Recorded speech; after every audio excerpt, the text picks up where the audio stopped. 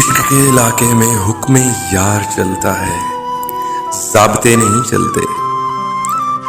हुस्न की अदालत में आजिज़ी तो चलती है, मर्तबे नहीं चलते।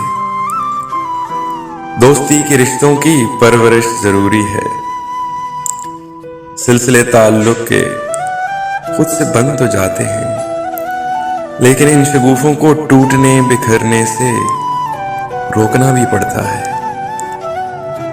चाहतों की मिट्टी को, आरज़ू के पौधों को सींचना भी पड़ता है।